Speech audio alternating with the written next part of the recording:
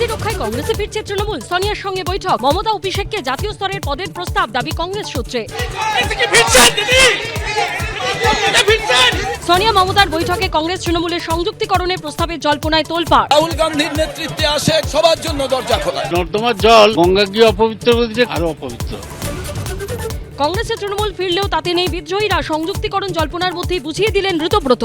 আমরাই তো তৃণমূল, কে কোথায় কার সঙ্গে দেখা করলো আমরা কি বলবো। ঘরের মধ্যেই এক ঘরে মমতা বন্দ্যোপাধ্যায়, বাড়তে বাড়তে তৃণমূলের 80 জন বিধায়কের মধ্যে 64 জনই কি বিদ্রোহী শিবিরে? অপেক্ষায় আরও, দাবি ঋতব্রত। বিকেলেই নামলো আধার। তীব্র গরমের মধ্যে স্বস্তি দিয়ে কলকাতা সহ আশপাশের এলাকায় প্রবল বজ্রবিদ্যুৎ সহ বৃষ্টি, সঙ্গে ঝোড়ো হাওয়ার সতর্কতা। নেহেরুকে টপকে দেশের সবচেয়ে বেশি দিন প্রধানমন্ত্রী। আজ জাতির উদ্দেশ্যে ভাষণে কি বার্তা দেবেন নরেন্দ্র মোদী? সন্ধ্যে 7টায় এবিপি আনন্দে সরাসরি সম্প্রচার। ভেঙেছিলেন কংগ্রেস, অস্তিত্ব বাঁচাতে আবার সেই কংগ্রেসেই ফিরবেন দল হারানো মমতা। মমতাকে কংগ্রেসের সহসভাপতি হওয়ার প্রস্তাব সোনিয়া গান্ধীর। ঘণ্টাখানেক সঙ্গে সুবল, রাত 8টা।